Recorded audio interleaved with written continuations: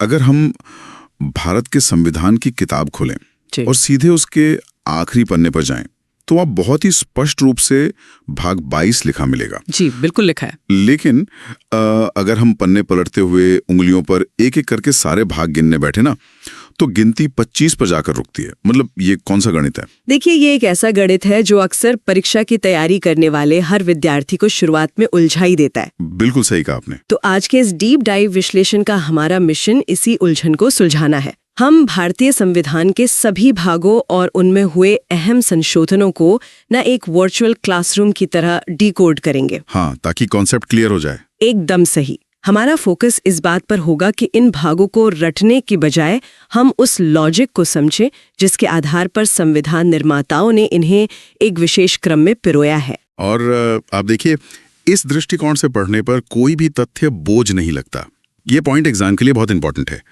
चलिए अब अपनी पहली स्लाइड की ओर बढ़ते हैं और इस 22 बनाम 25 के गणित को सुलझाते हैं। अच्छा, तो अगर हम संविधान के इंडेक्स या सूचकांक का गहराई से विश्लेषण करें ना, तो मूल रूप से इसमें 22 भागी थे। जी।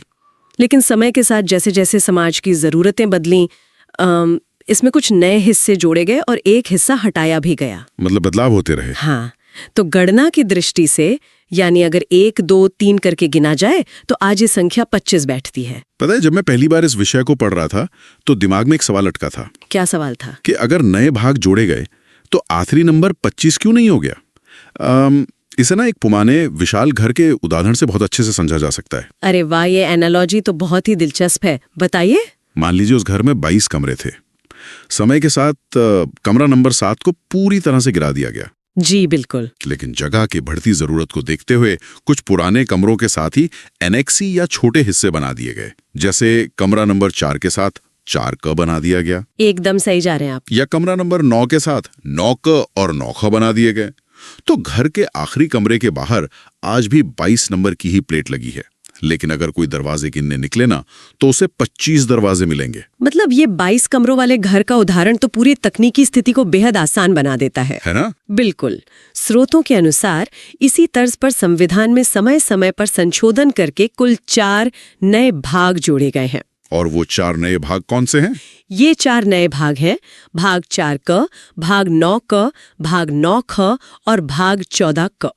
और जैसा उस घर के कमरा नंबर 7 के साथ हुआ ना, हाँ, जिसे गिरा दिया गया था। जी बिल्कुल, वैसे ही संविधान के भाग 7 को 7वें संशोधन के जरिए पूरी तरह समाप्त कर दिया गया। आप देखिए, परीक्षा के दृष्टिकोण से ये संशोधन अपने आप में बहुत बड़े कीवर्ड्स हैं। बिल्कुल है। अगर हम 1976 के 42वें संविधान संशोधन पर गौर करें तो ये एक बहुत भारी भरकम बदलाव था। बहुत बड़ा संशोधन था वो। इसने एक साथ 2 नए हिस्से जोड़े। पहला था भाग 4 का, जिसमें मौलिक कर्तव्य शामिल किए गए, और दूसरा था भाग 14 का, जो अधिकरण या ट्रिब्यूनल से जुड़ा है। यहाँ विद्यार्थियों को इस तथ्य को अपने नोट्स में एकदम हाईलाइट कर लेना चाहिए कि 42वें संशोधन का नाम आते ही दिमाग में 2 हिस्से 4 का और 14 का तुरंत क्लिक करने चाहिए। एकदम सही बात है। ये एक ही बार में 2 महत्वपूर्ण बदलाव लेकर आया था। इसके बाद जो 2 अन्य भाग जुड़े ना, उनका संबंध सीधे तौर पर जमीनी स्तर के प्रशासन से है। जी, लोकल गवर्नेंस। हाँ, 1992 के 74वें संशोधन ने भाग 9 न जोड़ा, जो नगर पालिका से संबंधित है। फिर काफी समय बाद 2011 में 97वें संशोधन के जरिए भाग 9 ख जोड़ा गया, जो सहकारी संस्थाओं या कोऑपरेटिव सोसाइटीज की व्यवस्था करता है। तो इन 4 नए भागों के जुड़ने और भाग 7 के हटने के बाद ही वो 25 की संख्या बनती है।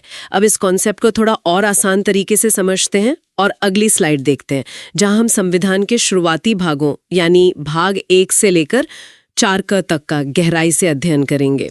तो जब घर का बुनियादी ढांचा समझ आ गया है, तो ये भी तय करना होगा कि इस घर की जमीन कहाँ तक है, इसमें रहेगा कौन, और उनके अधिकार व कर्तव्य क्या होंगे। बिल्कुल।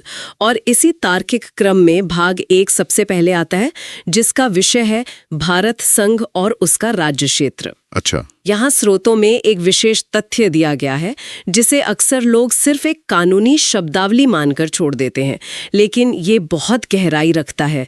तथ्य ये है कि भारत का राज्य क्षेत्र भारत संघ की तुलना में कहीं अधिक व्यापक शब्द है। सच बताऊं तो मैं भी पहले यही सोचता था कि भारत संघ और भारत का राज्य क्षेत्र दोनों एक ही बात हैं। मतलब ये तो सिर्फ शब्दों का हेरफेर रखता है। ज्यादातर लोग यही सोचते हैं। तो कानूनी तौर पर इस बारीक अंतर का व्यवहारिक महत्व क्या है? तकनीकी रूप से जब भारत संघ कहा जाता है ना, तो उसमें केवल राज्य शामिल होते हैं। ये उन राज्यों का समूह है जो संघीय व्यवस्था का हिस्सा है। ठीक है। लेकिन जब भारत का राज्य क्षेत्र शब्द का इस्तेमाल होता है तो वो एक बहुत बड़ा छाता बन जाता है। इस छाते के नीचे राज्य तो आते ही हैं, साथ ही केंद्र शासित प्रदेश यानी यूटीज और ऐसे बाहरी क्षेत्र भी शामिल हो जाते हैं जिन्हें भविष्य में भारत द्वारा अर्जित किया जा सकता है। अरे वाह, ये एक बहुत ही स्पष्ट करने वाला तथ्य है। मतलब राज्य क्षेत्र भौगोलिक रूप से देश की पूरी जमीन को कवर करता है, चाहे उसका प्रशासनिक स्वरूप कुछ भी हो। बिल्कुल सही पकड़े हैं आप। तो अब जब जमीन तय हो गई तो अगला कदम स्वाभाविक रूप से ये तय करना है कि इस जमीन पर रहने वाले नागरिक कौन होंगे। यही भाग 2 है जिसका विषय नागरिकता है। और नागरिकता तय होने के तुरंत बाद ना उन नागरिकों को कुछ सुरक्षा देनी होगी, उन्हें कुछ ताकत देनी होगी। जी बिल्कुल। इसलिए भाग 3 आता है जो मूल अधिकार यानी फंडामेंटल राइट्स की गारंटी देता है। अधिकार मिलने के बाद भाग 4 आता है नीति निर्देशक तत्व या डायरेक्टिव प्रिंसिपल्स। ये राज्य यानी सरकार को निर्देश देता है कि नीतियां कैसे बनानी है। एकदम सही। लेकिन यहाँ एक वैचारिक उलझन होती है। कैसी उलझन? अगर भाग 3 में नागरिकों के अधिकार हैं, तो नागरिकों के मौलिक कर्तव्यों को भाग 4 के बाद 4क में क्यों रखा गया? इसे अधिकारों के तुरंत बाद भाग 3 के साथ ही क्यों नहीं रखा गया? देखिए, यह क्रम संविधान के गहरे संतुलन को दर्शाता है। भाग 3 ने नागरिकों को अधिकार देकर उन्हें सशक्त किया। फिर भाग 4 ने राज्य यानी सरकार को उसके कल्याणकारी कर्तव्य याद दिलाए कि उसे जनता के लिए क्या करना है। अच्छा, मतलब पहले दोनों को अपनी शक्तियां मिली। हाँ, जब नागरिक और सरकार दोनों को अपनी अपनी शक्तियां और जिम्मेदारियां मिल गईं, तब 42वें संशोधन के जरिए भाग 4 का जोड़ा गया। समझ गया। यह एक तरह का रिमाइंडर है कि अगर राज्य नागरिकों के लिए नीतियां बना रहा है तो नागरिकों का भी उस देश के प्रति कोई कर्तव्य बनता है। ये क्रम तो बहुत ही लॉजिकल है। मतलब अधिकारों की गारंटी, फिर राज्य की जिम्मेदारी और फिर नागरिकों की जिम्मेदारी। ये एक परफेक्ट बैलेंस बनाता है। बिल्कुल बनाता है। चलिए, ये पॉइंट एग्जाम के लिए बहुत इंपॉर्टेंट है। चलिए अब अगले भाग की ओर बढ़ते हैं और देखते हैं कि इस देश का शासन यानी सरकारें कैसे काम करती हैं। अगली स्लाइड पर चलते हैं। तो प्रशासन का पूरा ढांचा भाग 5 से लेके 14 क तक फैला हुआ है। स्रोतों का विश्लेषण करने पर यहाँ एक बहुत ही स्पष्ट पिरामिड नुमा पैटर्न दिखाई देता है। Pyramid pattern. हाँ, रटने की बजाय अगर हम इस पैटर्न को पकड़ लें तो ये पूरा खंड बहुत आसान हो जाता है। संविधान निर्माता शासन व्यवस्था को ऊपर से नीचे की ओर लेकर गए हैं। अच्छा, तो पिरामिड के सबसे ऊपर देश का स्तर है यानी केंद्र सरकार, जो भाग 5 का विषय है संघ सरकार। बिल्कुल। फिर पिरामिड में एक कदम नीचे उतरें तो राज्य आते हैं। इसलिए भाग 6 में राज्य सरकार का जिक्र है। और जैसा कि हमने पहले देखा, भाग 7 तो अब समाप्त हो चुका है। एकदम सही। और भाग 7 के हटने के बाद क्रम सीधा भाग 8 पर आता है। यह उन क्षेत्रों के लिए है जो सीधे केंद्र के नियंत्रण में है, यानी संघ शासित प्रदेश या यूटीज। तो प्रवाह देखिए, पहले केंद्र, फिर राज्य और फिर यूटीज। जी। और इसके बाद हम सीधे जमीनी स्तर पर आ जाते हैं। भाग 9, 9क और 9ख। भाग 9 में ग्रामीण स्तर की पंचायत है, भाग 9क में शहरी स्तर की नगरपालिका है और 9ख में सहकारी संस्थाएं हैं। पिरामिड की चोटी से लेकर उसकी नींव तक का ये सफर बहुत व्यवस्थित है ना? हाँ, इस क्रम को याद रखना बहुत आसान है। लेकिन यहाँ एक सवाल और उठता है। पूछिए। हमने दिल्ली से लेकर गांव की पंचायत तक का स्ट्रक्चर तो देख लिया, लेकिन भारत में कई ऐसे इलाके हैं जहां आदिवासी समाज रहता है, जिनकी अपनी विशिष्ट संस्कृति है। सामान्य पंचायत का मॉडल शायद वहां सीधे तौर पर लागू ना हो सके। ये बहुत ही महत्वपूर्ण पॉइंट उठाया आपने। तो क्या संविधान निर्माताओं ने इसके लिए कोई अलग व्यवस्था की थी? बिल्कुल की थी। उसी विशेष जरूरत को पूरा करने के लिए स्थानीय प्रशासन के तुरंत बाद भाग 10 रखा गया है। अच्छा। इसका विषय है अनुसूचित जाति एवं जनजाति क्षेत्र। इन क्षेत्रों को सामान्य प्रशासनिक नियमों से नहीं चलाया जा सकता, इसलिए इनके प्रशासन के लिए एक अलग और विशेष व्यवस्था इस भाग में दी गई है। बहुत खूब। अब जब केंद्र, राज्य और जमीनी सरकारें स्थापित हो गईं, तो एक व्यवहारिक समस्या पैदा होती है। वो क्या? एक ही देश में 2 समानांतर सरकारें केंद्र और राज्य काम कर रही हैं, वे आपस में टकराएंगी नहीं? किस विषय पर कौन काम करेगा, इसकी क्या गारंटी है? इसी संभावित टकराव को रोकने के लिए ही भाग 11 और भाग 12 मौजूद हैं। अच्छा, वो कैसे? ये दोनों केंद्र राज्य संबंधों को बहुत बारीकी से स्पष्ट करते हैं। भाग 11 मुख्य रूप से प्रशासनिक और विधायी संबंधों का बंटवारा करता है, यानी कौन किस विषय पर कानून बनाएगा और नीतियां कैसे लागू होंगी। समझ गया। और भाग 12 पूरी तरह से वित्तीय संबंधों पर केंद्रित है, क्योंकि पैसा और राजस्व हमेशा से किसी भी व्यवस्था में विवाद का सबसे बड़ा कारण रहे हैं। बिल्कुल, पैसे को लेकर तो विवाद होता ही है। इसलिए टैक्स से आने वाले पैसे का बंटवारा कैसे होगा, इसे प्रशासन से अलग करके एक पूरे नए भाग 12 में स्पष्ट किया गया है। और अब देखिए, प्रशासन और वित्त का ये स्पष्ट विभाजन होने के बाद देश की अर्थव्यवस्था को सुचारू रखने के लिए भाग 13 आता है। भाग 13? हाँ, इसका विषय है भारत के राज्य क्षेत्र के भीतर व्यापार और वाणिज्य। देश के एक राज्य से दूसरे राज्य में व्यापार बिना किसी अनुचित रुकावट के कैसे होगा, उसके नियम इस भाग में तय किए गए हैं। मतलब सब कुछ कितना कनेक्टेड है। इन सभी व्यवस्थाओं, चाहे वो कानून बनाना हो, टैक्स वसूलना हो या व्यापार के नियम लागू करना हो, इन सब को जमीन पर उतारने के लिए एक बहुत ही मजबूत प्रशासनिक मशीनरी या नौकरशाही चाहिए। बिल्कुल चाहिए। बिना अधिकारियों के ये पूरा सिस्टम सिर्फ कागजों पर रह जाएगा। यहीं से भाग 14 की भूमिका शुरू होती है, संघ एवं राज्यों के अधीन सेवाएं। इसी भाग के तहत यूपीएससी और राज्य लोक सेवा आयोग काम करते हैं। और इसी प्रशासनिक मशीनरी के कामकाज से जब विवाद पैदा होते हैं या सेवाओं से जुड़े कुछ तकनीकी मामले आते हैं, तो उनके त्वरित समाधान के लिए भाग 14 क जोड़ा गया था। ओहो, जिसे हम अधिकरण या ट्रिब्यूनल्स कहते हैं। जी बिल्कुल। अगर इसे एक रोजमर्रा के उदाहरण से समझे ना, तो नियमित अदालतें एक सामान्य हाईवे की तरह हैं, जहां हर तरह की गाड़ियां चल रही हैं, प्रॉपर्टी के विवाद, क्रिमिनल केस आदि, और वहां अक्सर जाम लग जाता है। बहुत सही एनालॉजी है ये। तो ट्रिब्यूनल्स उस हाईवे पर बनी एक फास्ट ट्रैक लेन की तरह हैं, जो सिर्फ कुछ खास तरह की गाड़ियों यानी सरकारी सेवाओं या टैक्स से जुड़े विशेष विवादों के लिए बनाई गई हैं, ताकि फैसले जल्दी हो सके। ये फास्ट ट्रैक लेन वाला उदाहरण ट्रिब्यूनल्स के काम करने के तरीके को बिल्कुल स्पष्ट कर देता है। सामान्य अदालतों का बोझ कम करने के लिए ही 42nd संशोधन ने भाग 14 क को संविधान में जोड़ा था। जी। तो यहाँ तक हमने देश का पूरा सिस्टम देख लिया, केंद्र से लेकर गांव तक और प्रशासन से लेकर लोक सेवा आयोग तक। अब अगली स्लाइड देखते हैं, जहां कुछ बहुत ही महत्वपूर्ण और विशेष प्रावधान दिए गए हैं जो इस पूरे सिस्टम को सुरक्षित रखते हैं। तो यहाँ से संविधान के अंतिम हिस्से की शुरुआत होती है। एक नज़र में ये भाग 15 से 22 तक की एक सूची लग सकती है, लेकिन गहराई से देखने पर पता चलता है कि ये पूरा खंड लोकतंत्र का सेफ्टी नेट या सुरक्षा कवच है। बिल्कुल सही शब्द इस्तेमाल किया आपने, सेफ्टी नेट।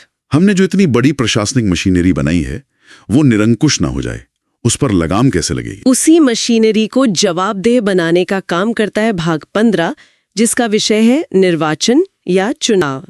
सरकारें मनमानी ना करें और जनता के प्रति उत्तरदायी रहें, इसके लिए स्वतंत्र और निष्पक्ष चुनाव सबसे बड़ा हथियार है, जिन्हें एक अलग भाग में रखा गया है। और चुनाव के बाद भाग 16 आता है, कुछ वर्गों के लिए विशेष प्रावधान। लोकतंत्र में अक्सर ये डर रहता है कि बहुसंख्यक वर्ग तो चुनाव के जरिए अपनी बात मनवा लेगा, लेकिन समाज के जो हाशिए पर खड़े वर्ग हैं, उनका क्या होगा? यही तो चिंता थी निर्माताओं की। इसीलिए SC, ST, OBC और अल्पसंख्यक वर्गों के अधिकारों की सुरक्षा के लिए ये विशेष भाग रखा गया है, ताकि सिस्टम में उनकी आवाज ना दबे। और प्रशासन और समाज के इन विविध वर्गों के बीच संवाद के लिए एक स्पष्ट भाषा की भी आवश्यकता होती है। इसलिए भाग 17 राजभाषा से संबंधित है, जो कामकाज की भाषा तय करता है। जी, यह तय करता है कि संघ और राज्यों के बीच आधिकारिक कामकाज किस भाषा में होगा, ताकि प्रशासनिक कार्यों में एकरूपता बनी रहे। अब एक ऐसे परिदृश्य की कल्पना करते हैं जहां ये पूरा सिस्टम चरमराने लगे। मतलब? मान लीजिए कोई बाहरी युद्ध हो जाए या देश के अंदर बड़ा वित्तीय संकट आ जाए। ऐसे समय में रोजमर्रा के नियम काम नहीं आते। ऐसे संकट से निपटने के लिए एक सर्किट ब्रेकर चाहिए। और भाग 18 इसी सर्किट ब्रेकर का काम करता है, जिसे हम आपात उपबंध या इमरजेंसी प्रोविजंस कहते हैं। जी। संकट के समय आपातकाल के ये उपबंध पूरे देश के प्रशासन को एक अलग ही सांचे में ढाल देते हैं, जहां ज्यादातर शक्तियां केंद्र के पास आ जाती हैं, ताकि तेजी से फैसले लिए जा सके। इसके बाद आता है भाग 19, जिसका नाम है प्रकीर्ण या मिसलेनियस। ये प्रकीर्ण शब्द सुनने में थोड़ा भारी और तकनीकी लगता है। एक विद्यार्थी के नजरिए से इसका आसान मतलब क्या होना चाहिए? देखिए, इसे संविधान का एक विविध बॉक्स या मिसलेनियस फोल्डर मान सकते हैं। Miscellaneous folder. हाँ, इसमें राष्ट्रपति, राज्यपालों और कुछ अन्य पदाधिकारियों को मिलने वाली विशेष कानूनी छूट यानी इम्यूनिटी जैसे कई ऐसे बिखरे हुए प्रावधान रखे गए हैं जो किसी एक विशेष श्रेणी या पिछले भागों में पूरी तरह फिट नहीं होते थे। अच्छा, तो सब कुछ जो बच गया वो यहाँ आ गया। इसके बाद जो भाग आता है ना, वो शायद मेरी नजर में पूरे संविधान का सबसे अहम और शक्तिशाली हिस्सा है। भाग 20, संविधान संशोधन। बिल्कुल। अगर हम पिछले सभी भागों को देखें तो हमने भाग 4 का, 9 का, 9 ख और 14 क के जुड़ने की बात की। हमने भाग 7 के हटने की भी बात की। ये सारे बड़े बदलाव आखिर किस मैकेनिज्म के तहत हो पाए? ये सब इसी भाग 20 की वजह से ही संभव हुआ है। भाग 20 की शक्ति का महत्व इसी बात से समझा जा सकता है कि अगर ये भाग नहीं होता ना, तो संविधान 1950 की स्थिति में ही जमकर रह जाता। बिल्कुल। ये वो प्रावधान है जो संविधान को समय की कसौटी पर खरा उतरने और भविष्य की चुनौतियों का सामना करने की क्षमता देता है। अगर मैं किसे आज की तकनीक की भाषा में कहूं तो भाग 20 पूरे संविधान का सिस्टम अपडेट बटन है। जब भी समाज में कोई नया बग आता है या शासन व्यवस्था में कोई नई जरूरत पैदा होती है, तो संसद इस बटन का इस्तेमाल करके संविधान में नया फीचर जोड़ देती है। अपडेट बटन वाला विचार इस भाग की कार्यप्रणाली को बहुत ही सटीक तरीके से समझाता है ना? हाँ। इसके बाद अंतिम 2 भाग बचते हैं। भाग 21 अस्थायी, संक्रमणकालीन और विशेष उपबंध से जुड़ा है। इसका क्या मतलब हुआ? जब देश आजाद हुआ था और संविधान लागू हो रहा था, तब कई राज्यों की स्थिति सामान्य नहीं थी, इसलिए उनके लिए कुछ समय के लिए अस्थायी नियम बनाने जरूरी थे। समझ गया। और इस लंबी और तार्किक यात्रा का अंत होता है भाग 22 के साथ। इसका विषय है संक्षिप्त नाम, प्रारंभ, हिंदी में प्राधिकृत पाठ और निरसन। जी। यह मूल रूप से उस किताब का अंतिम कवर है जो यह बताता है कि इस दस्तावेज का आधिकारिक नाम भारत का संविधान है और यह कब से लागू हुआ। विश्लेषण को समेटे तो 22 भागों का 25 भागों में बदलने का गणित सिर्फ संख्या का खेल नहीं है। यह दिखाता है कि कैसे मूल 22 कमरों के घर में समय के साथ 4 नए हिस्से जुड़े और एक हटा। बिल्कुल। हमने एक बहुत ही व्यवस्थित प्रवाह देखा।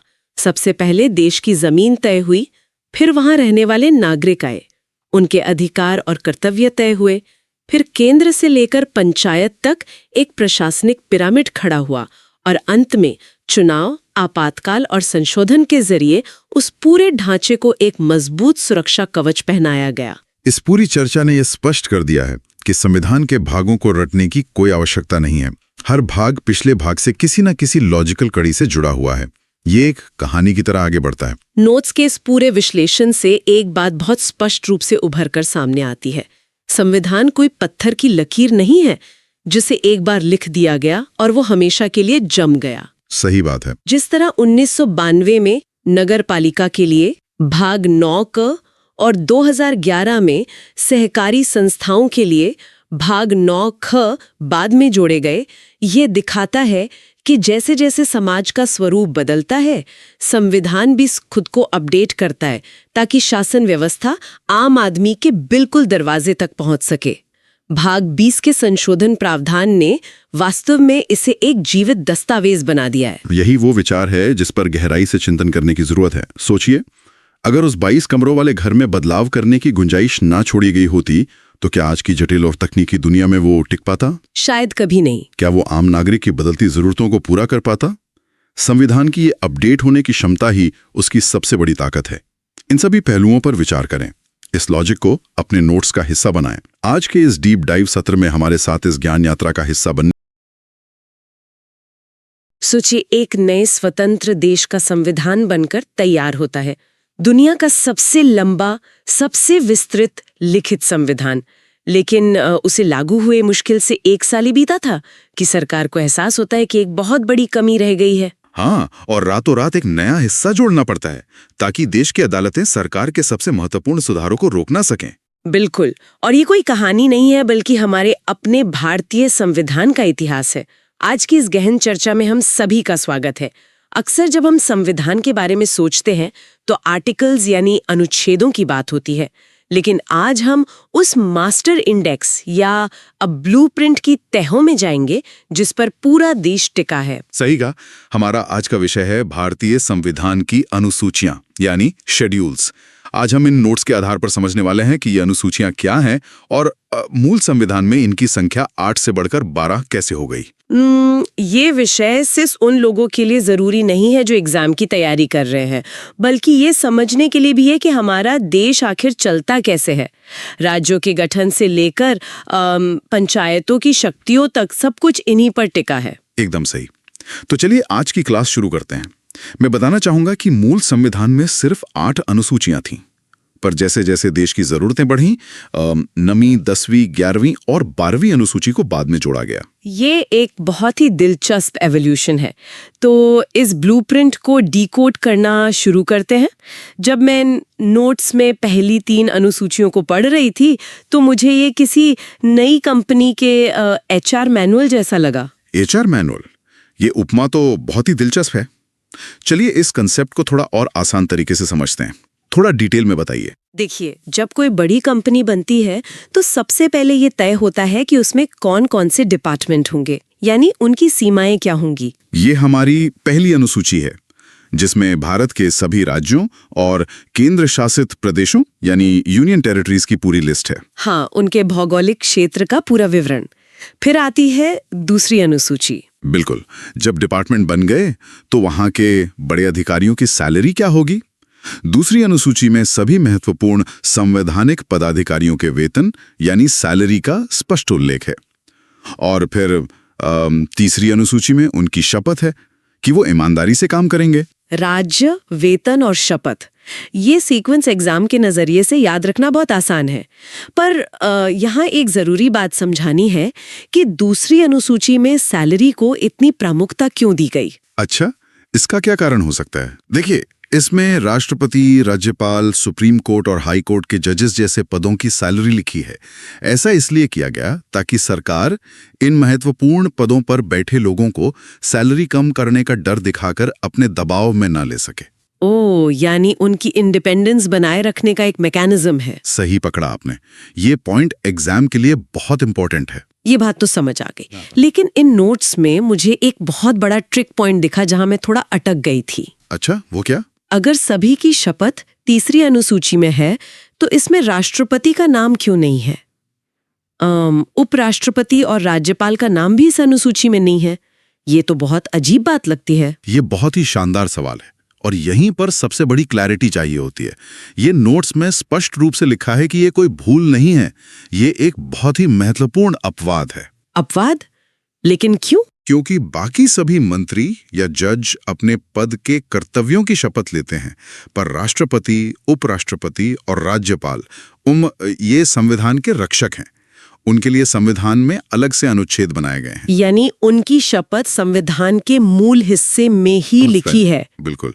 अनुच्छेद 7 में राष्ट्रपति, 69 में उपराष्ट्रपति और 159 में राज्यपाल की शपथ है। वो सिर्फ ड्यूटी की नहीं बल्कि संविधान के संरक्षण, रक्षण और प्रतिरक्षण की शपथ लेते हैं। Preserve, protect and defend. वाह, ये सच में एक आहा मोमेंट था।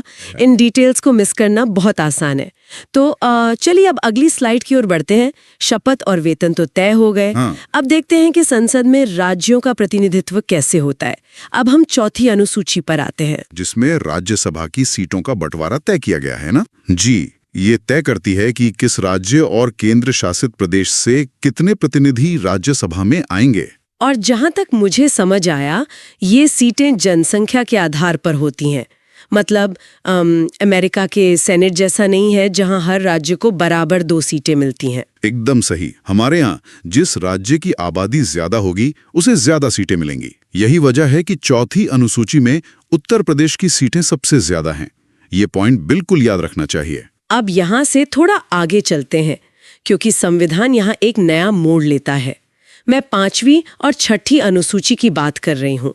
मुझे हमेशा से इन दोनों में थोड़ी उलझन रही है। ये उलझन दूर करना जरूरी है। 5वीं और 6ठी दोनों ही जनजातीय क्षेत्रों यानी ट्राइबल एरियाज के प्रशासन से जुड़ी हैं। देखिए, 5वीं अनुसूची 4 राज्यों को छोड़कर पूरे देश पर लागू होती है। जातीय क्षेत्र इसमें आते हैं। बिल्कुल। इन क्षेत्रों में प्रशासन के लिए एक जनजातीय सलाहकार परिषद बनती है। अब आती है 6ठी अनुसूची, जो सिर्फ इन्हीं 4 राज्यों के लिए है, असम, त्रिपुरा, मिजोरम और मेघालय। पर मेरा सवाल यहीं पर है, जब 5वीं अनुसूची पहले से पूरे देश के लिए थी, तो इन 4 राज्यों को अलग से 6ठी अनुसूची में क्यों रखा गया? ये तो सिर्फ डुप्लीकेशन लगता है मुझे। लगता तो वही है, पर ये डुप्लीकेशन बिल्कुल नहीं है। नोट्स के मुताबिक इसके पीछे एक बहुत गहरा कारण है। भारत के बाकी हिस्सों की जनजातियां मुख्य आबादी के साथ थोड़ा बहुत घुल मिल गई थीं। अच्छा। लेकिन नॉर्थ ईस्ट के इन 4 राज्यों की जनजातियों की एक बिल्कुल अलग संस्कृति और सामाजिक व्यवस्था थी। वो बाहरी दुनिया से लगभग अछूती थी। संविधान निर्माताओं ने सोचा कि इन पर सामान्य कानून थोपना ठीक नहीं होगा। ओह, यानी उन्हें सिर्फ प्रशासन नहीं चाहिए था, उन्हें ऑटोनॉमी चाहिए थी, स्वायत्तता। सटीक शब्द इस्तेमाल किया आपने। इसीलिए 6ठी अनुसूची आई, जिसके तहत इन राज्यों में ऑटोनोमस डिस्ट्रिक्ट काउंसिल्स यानी स्वायत्त जिला परिषदों का गठन हुआ। तो ये परिषदें अपने जमीन और जंगलों से जुड़े कानून खुद बना सकती हैं। हाँ, उनके पास विधायी और न्यायिक शक्तियां हैं। ये हमारे देश की विविधता का सम्मान है। चलिए अब अगले धाक की ओर बढ़ते हैं और शक्तियों के बंटवारे को समझते हैं। 7वीं अनुसूची। ये 7वीं अनुसूची मुझे घर के कामों के बंटवारे जैसी लगती है, ताकि बाद में कोई विवाद ना हो। घर के कामों का बंटवारा, ये अच्छा तरीका है समझाने का। कैसे? देखिए, जैसे एक परिवार में तय होता है कि रसोई कौन देखेगा, बाजार से सामान कौन लाएगा और कौन से काम सब मिलकर करेंगे, बिल्कुल वैसे ही 7वीं अनुसूची केंद्र और राज्यों के बीच शक्तियों को बांटती है। यूनियन लिस्ट, इस पर सिर्फ संसद यानी केंद्र सरकार कानून बना सकती है, जैसे देश की रक्षा, रेलवे या विदेशी मामले। सही है। दूसरी है राज्य सूची यानी स्टेट लिस्ट। इस पर राज्य सरकार कानून बनाती है, जैसे पुलिस, कृषि और पब्लिक हेल्थ, क्योंकि हर राज्य की जरूरत अलग है। और तीसरी है समवर्ती सूची, कंकरेंट लिस्ट। इस पर दोनों कानून बना सकते हैं, जैसे शिक्षा और जंगल। पर एक सवाल है, अगर दोनों में थन जाए तो? अगर दोनों अलग अलग कानून बना दें तो किसकी बात मानी जाएगी? यहाँ संविधान बहुत क्लियर है। अगर समवर्ती सूची पर केंद्र और राज्य के कानून टकराते हैं तो केंद्र सरकार का कानून ही मान्य होगा। सूची ऑफिशियल लैंग्वेजेस यानी राजभाषाओं को मान्यता देती है और ये संविधान के लिविंग डॉक्यूमेंट होने का सबसे बड़ा सबूत है। बिल्कुल, क्योंकि मूल रूप से तो इसमें सिर्फ 14 भाषाएं थी, जो अब बढ़कर 22 हो गई हैं। ये पॉइंट एग्जाम के लिए मार्क कर लीजिए। इन भाषाओं के जुड़ने का सीक्वेंस बहुत बार पूछा जाता है। हाँ, मैं लिस्ट बताती हूँ। सबसे पहले 1967 में 21वें संशोधन से सिंधी को जोड़ा गया। फिर 1992 में 71वें संशोधन से कोंकणी, मणिपुरी और नेपाली आई। और आखिर में 2003 में 92वें संशोधन यानी 92nd अमेंडमेंट से बोडो, डोगरी, मैथिली और संथाली जोड़ी गई। ये दिखाता है कि हमारा देश विविधता को कैसे अपनाता है। सही कहा। अब आते हैं उस मुद्दे पर जिसका जिक्र हमने शुरू में किया था, 9वीं अनुसूची। 1951 का प्रथम संविधान संशोधन। ये बिल्कुल अलग ही हिस्ट्री है। मुझे सच में समझ नहीं आता था कि 8 अनुसूचियों के बाद 9वीं अनुसूची इतनी जल्दी क्यों लानी पड़ी। 1 साल के अंदर ऐसी क्या इमरजेंसी आ गई थी? देखिए, आजादी के तुरंत बाद सरकार के सामने सबसे बड़ी चुनौती थी लैंड रिफॉर्म्स यानी भूमि सुधार।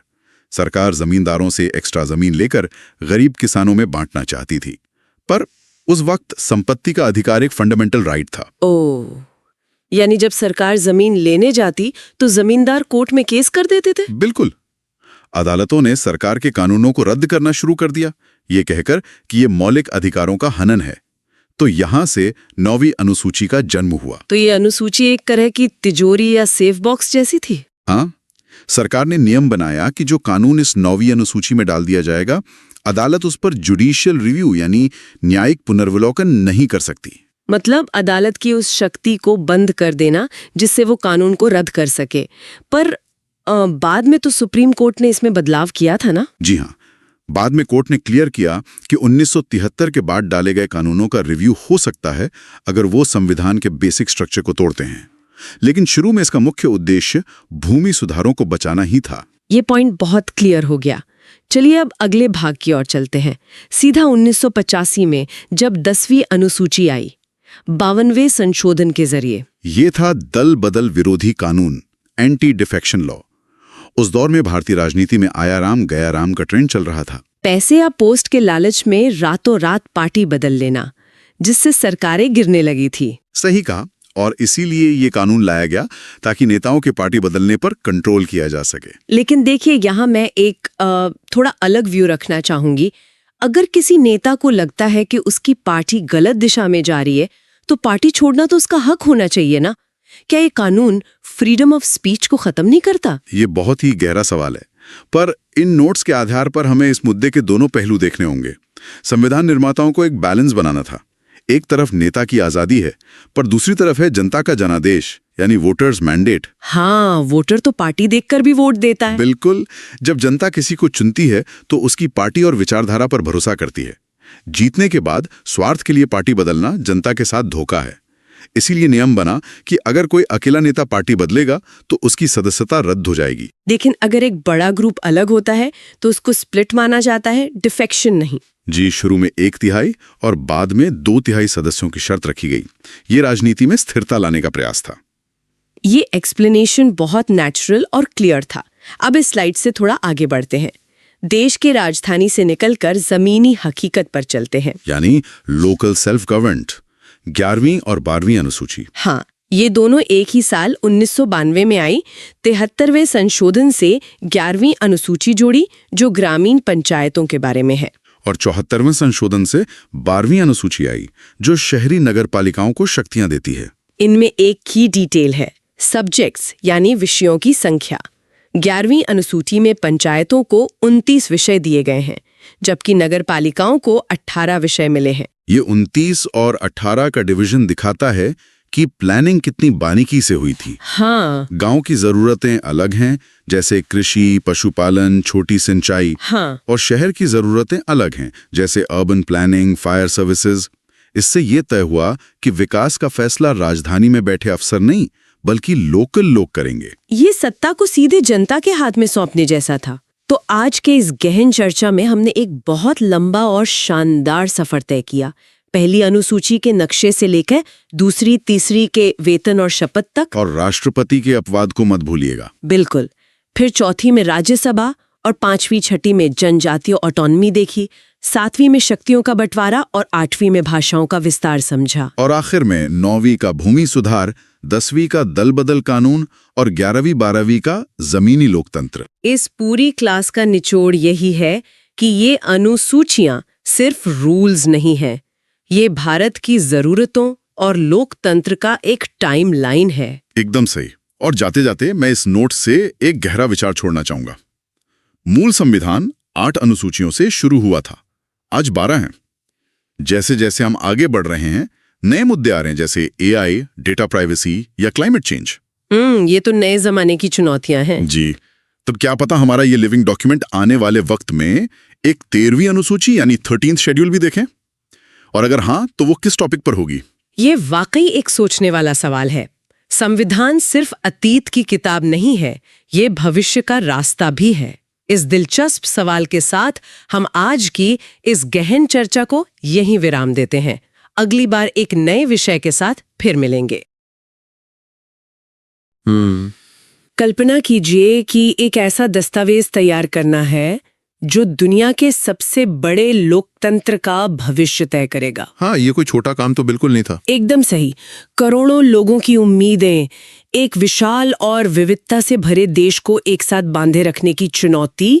मतलब इसी वजह से हमारे संविधान निर्माताओं ने 1 या 2 नहीं, बल्कि दुनिया भर के 60 से अधिक देशों के संविधानों को खंगाला। बिल्कुल, 60 देशों के संविधानों का अध्ययन करना ही ये बताता है कि हमारा संविधान कितना सोच समझ कर बनाया गया है। जी, और आज के इस विस्तृत विश्लेषण में हम इसी टॉपिक पर, यानी भारतीय संविधान के स्रोत पर गहराई से चर्चा करेंगे। ये एक ऐसा विषय है जो किसी भी परीक्षा की तैयारी का एक बेहद महत्वपूर्ण हिस्सा है। सही कहा आपने। और आज के इस क्लास में हमारा लक्ष्य केवल तथ्यों को रटना नहीं है।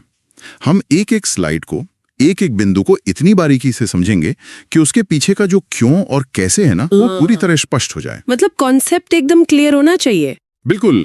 देखिए, परीक्षा में अक्सर छोटे छोटे एग्जाम ट्रैप्स या जाल होते हैं जिनमें छात्र जल्दबाजी में फंस जाते हैं। तो आज हम उन सभी जालों को काटेंगे ताकि परीक्षा हॉल में कोई भी प्रश्न गलत ना हो। तो चलिए बिना देर किए आज की पहली स्लाइड की ओर बढ़ते हैं और देखते हैं कि हमारे संविधान की असल नींव कहाँ से आई। हम अक्सर विदेशी स्रोतों की बात करते हैं, लेकिन क्या ये सच है कि संविधान का सबसे बड़ा हिस्सा किसी विदेशी देश से नहीं बल्कि एक ऐतिहासिक अधिनियम से आया है? हाँ, ये एक बहुत ही ठोस शुरुआत है।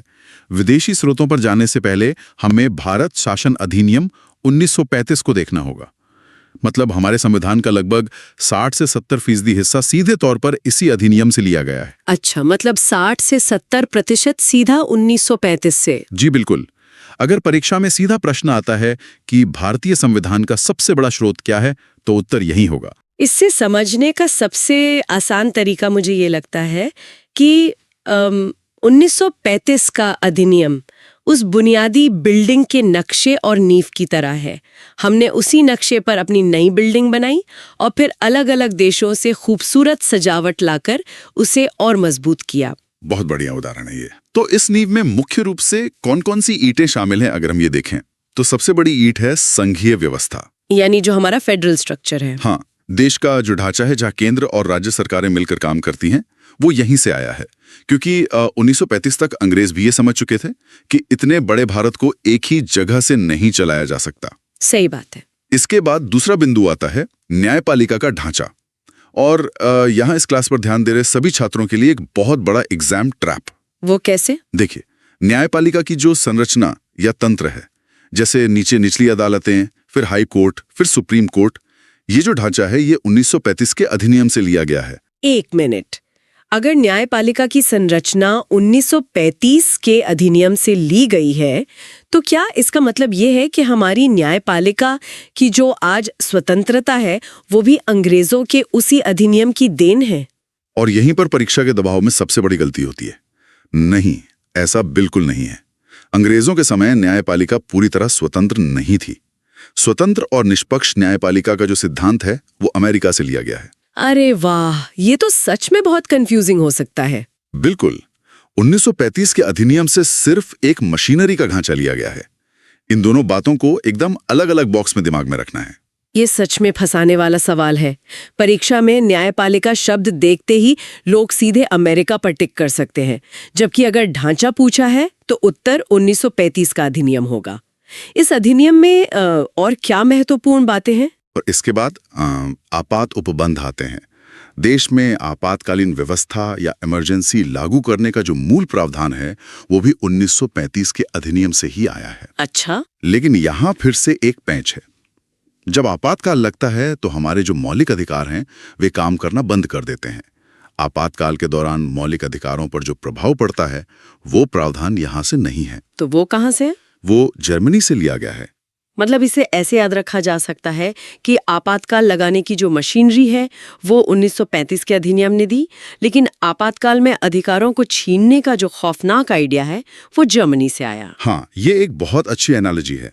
इन प्रमुख बातों के अलावा इस अधिनियम से लोक सेवा आयोग का प्रावधान, राज्यपाल का कार्यकाल और प्रशासनिक विवरण भी लिए गए हैं। और जो सूचियां हैं वो भी? हाँ बिल्कुल। शक्तियों को बांटने के लिए जो 3 सूचियां हैं, संघ सूची, राज्य सूची और समवर्ती सूची, उसका मूल विचार भी इसी अधिनियम में मिलता है। ये पॉइंट एग्जाम के लिए बहुत इंपॉर्टेंट है। अब इस कॉन्सेप्ट को थोड़ा और आसान तरीके से समझने के लिए चलिए अब अगले भाग की ओर बढ़ते हैं। अगली स्लाइड पर हम उस देश को देखेंगे जिसका हमारे ऊपर सबसे गहरा ऐतिहासिक प्रभाव रहा, यानी ब्रिटेन। जी, चूंकि भारत पर ब्रिटेन ने एक लंबे समय तक शासन किया था, इसलिए हम उनके सिस्टम से काफी वाकिफ हो चुके थे। नया देश बनाते समय कुछ ऐसी चीजें अपनाना समझदारी थी जिनकी हमें आदत पड़ चुकी थी। तो क्या क्या लिया हमने ब्रिटेन से? इसलिए हमने संसदीय शासन प्रणाली ब्रिटेन से अपनाई।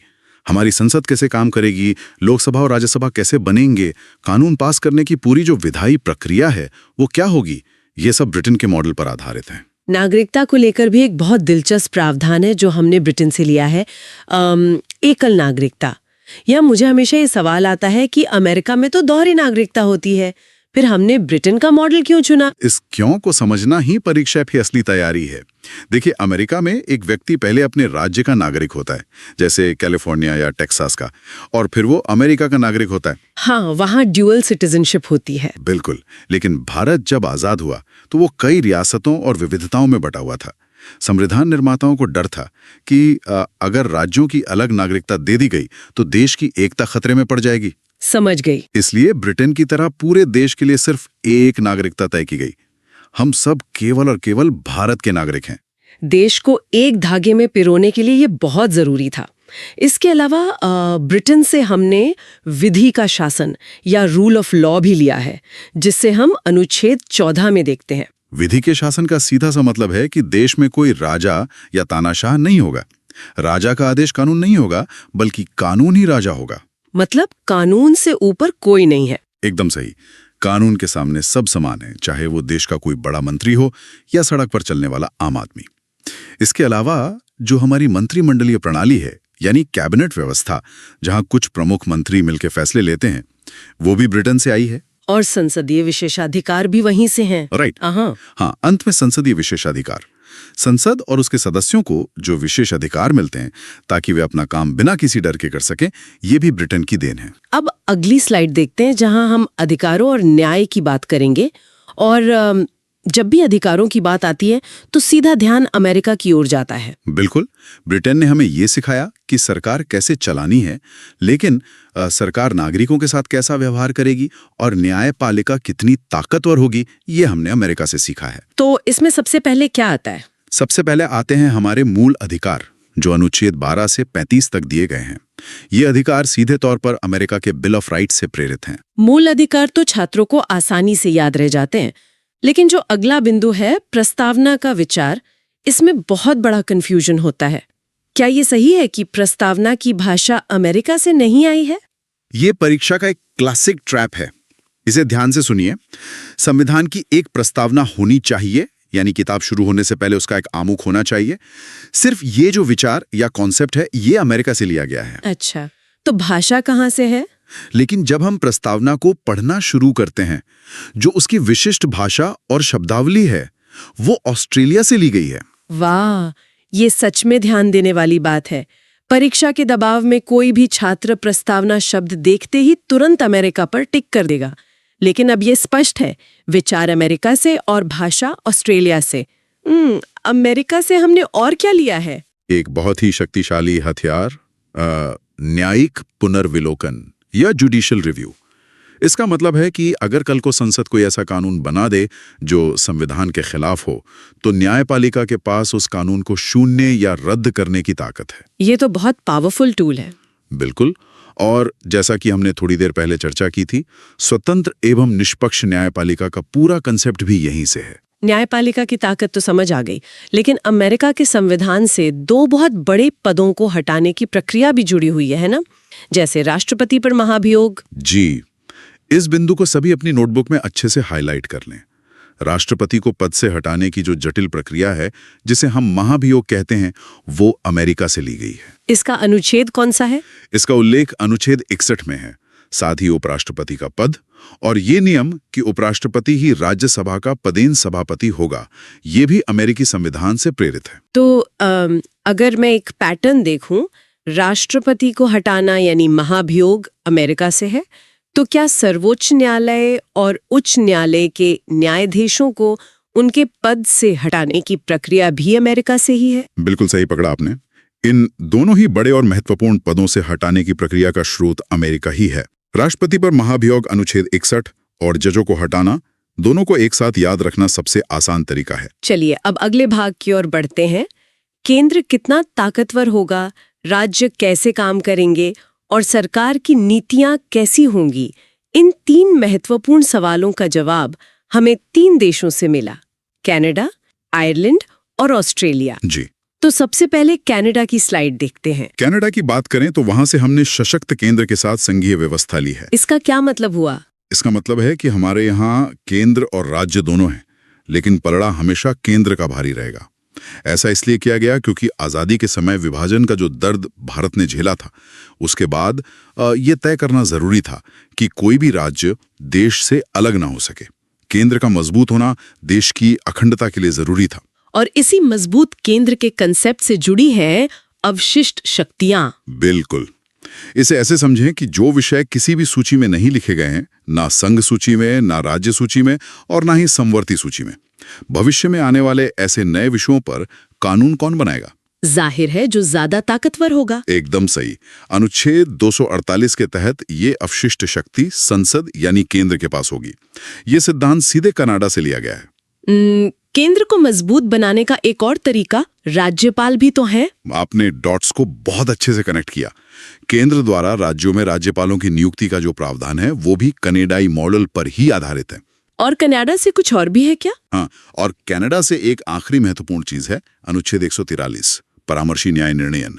राष्ट्रपति द्वारा किसी महत्वपूर्ण कानूनी प्रश्न पर सर्वोच्च न्यायालय से सलाह मांगने की जो शक्ति है वो कनाडा से प्रेरित है। अब अगली स्लाइड की ओर चलते हैं। आयरलैंड।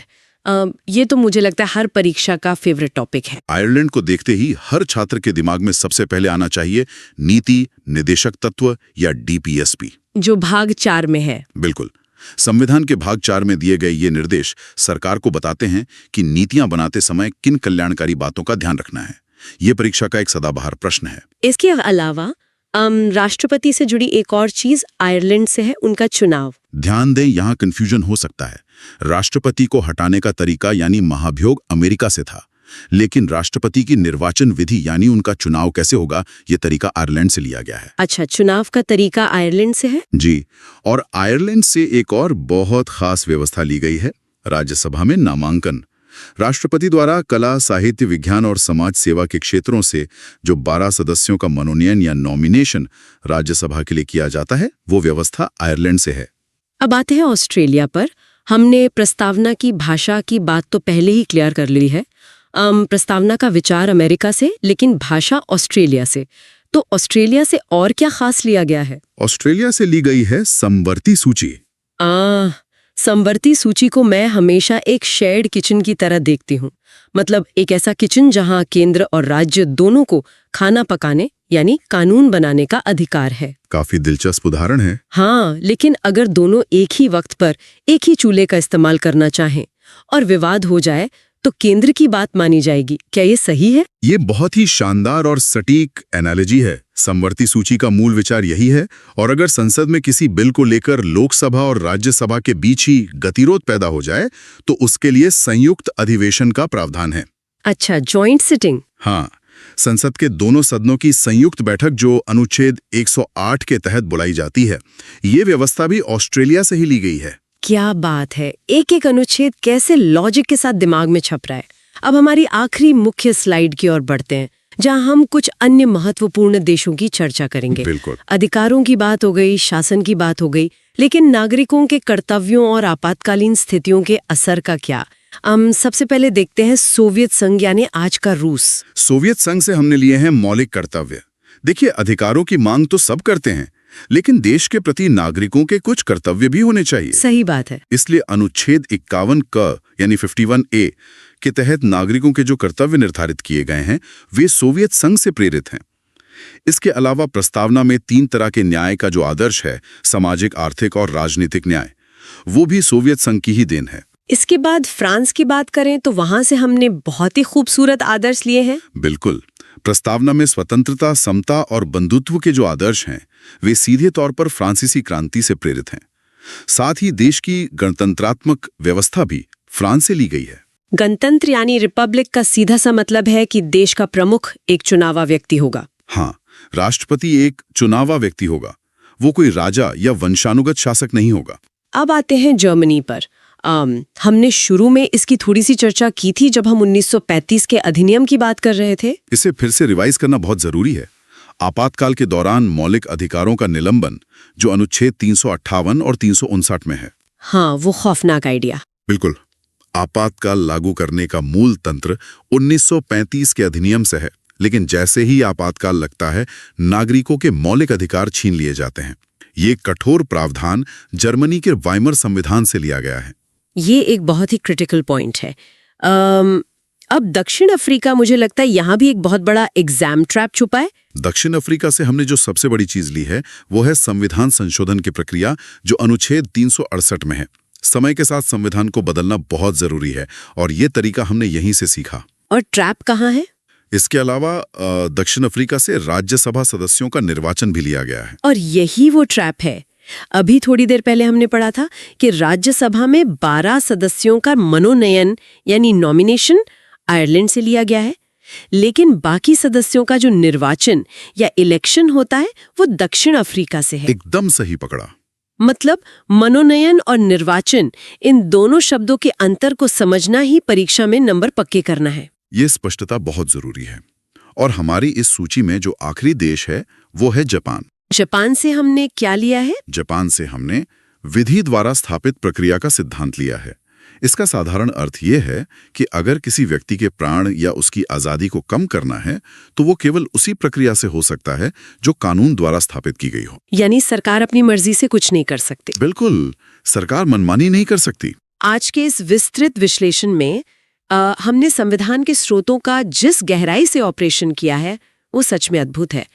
परीक्षा की तैयारी करे छात्रों के लिए समझना बहुत जरूरी था कि 60 देशों के अध्ययन का असली निचोड़ क्या है। हमने परीक्षा के लिए सबसे जरूरी अनुच्छेदों को भी कवर कर लिया है। अनुच्छेद 14 विधि का शासन, अनुच्छेद 61 महाभियोग, अनुच्छेद 108 संयुक्त अधिवेशन, अनुच्छेद 143 परामर्शी न्याय और अनुच्छेद 248 अवशिष्ट शक्तियां। और वो इमरजेंसी वाले? हाँ, अनुच्छेद 358 और 359 अधिकारों का निलंबन और अंत में अनुच्छेद 368 संविधान संशोधन। अगर ये लॉजिक के साथ क्लियर हैं तो एग्जाम में कॉन्फिडेंस अपने आप बढ़ जाएगा। जाने से पहले इस पूरे विषय पर मैं एक गहरा विचार छोड़ना चाहती हूँ। अक्सर कुछ आलोचक कहते हैं कि हमारा भारतीय संविधान तो बस एक उधार का थैला है, एक बैग ऑफ बोरोइंग्स है, क्योंकि इसमें इतनी सारी चीजें बाहर से ली गई हैं। हाँ, ऐसा अक्सर सुनने को मिलता है। लेकिन आज के इस पूरे विश्लेषण के बाद जरा सोचकर देखिए, क्या अलग अलग देशों की बेहतरीन बातों को परखना, उन्हें अपनी भौगोलिक और सामाजिक जरूरतों के हिसाब से ढालकर एक ही मजबूत धागे में पिरोना दुनिया का सबसे अनोखा और ओरिजिनल काम नहीं है? मतलब क्या ये उधार लेना है या फिर दुनिया के सबसे अच्छे अनुभवों का एक सुंदर संश्लेषण तैयार करना है? इस पर विचार जरूर कीजिएगा। तो ये सच में एक बहुत ही विचारणीय प्रश्न है। एक अच्छे छात्र के साथ साथ एक जागरूक नागरिक होने के नाते भी ये समझना आवश्यक है कि हमारे संविधान निर्माताओं ने सिर्फ कॉपी पेस्ट नहीं किया, बल्कि भारतीय परिस्थितियों के अनुसार हर चीज को अनुकूलित किया। तो आज की ये क्लास, आज का ये विस्तृत विश्लेषण हम यहीं समाप्त करते हैं।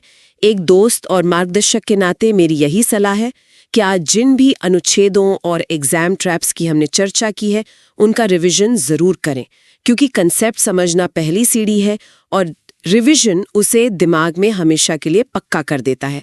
पढ़ते रहिए और अपने लक्ष्य की ओर